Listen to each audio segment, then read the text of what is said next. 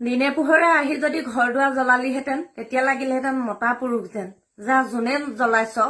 এই কাণ্ডটো যোনে কৰিছ দিনে পোহৰে নকৰিলি কেলে কিয় ৰাতি 2টা বজাত আহি মোৰ ঘৰটো পেনে জ্বলাবলৈ আহিলি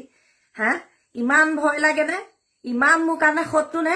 মইতো কাৰো খোৱা ভাতত মই বিধ হলা নাই কাকো এদিন মই বেয়াকৈ গালি পোৱা নাই হয় মই কংগ্ৰেছ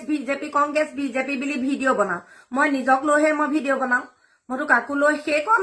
ভিডিঅ' বনাই এটা চৰকাৰৰ ফালৰ পৰা আগৰে সেইটো এটা নিয়মে যে ভিডিঅ' বনোৱা মানে এটা পক্ষৰ মাজত যুঁজা সেইমতে মই যুঁজিলো বুলিয়ে মোক ঘৰ দুৱাৰ জ্বলাই দিব লাগে নে মোৰ ল'ৰা ছোৱালীয়ে সতি 5টা কুকুৰটোৰ সতি 6টা মানুহ জ্বলাই দিবলৈ আহিছিলি ন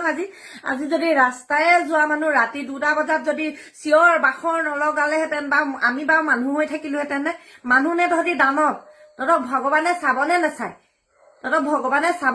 তহঁতি মানুহে দেখাকে কৰিব লাগিছিলে কিয় ৰাতি আহি মোৰ ঘৰ জ্বলাব লাগিছিলে ইমান শত্ৰু নে আৰু সকলোকে জনাবলৈ বিচাৰো মোক যদি মাৰিবলৈ বিচাৰে এই বিজেপি গুণ্ডাগিৰিয়েহে যদি মোক কোনোবা এদিন এনেকৈ বাটে পথে কৰবাত মোৰ ল'ৰা ছোৱালী কেনেকৈ মাৰিব আৰু কোনেও নামাৰে আজি ইমান দিনে মোৰ ঘৰত এনেকুৱা এটা কাণ্ড নহলে এই চৰকাৰখন আহিলত মোৰ আজি ৰাতি 12টা বজাত দোকান জ্বলাই দিছে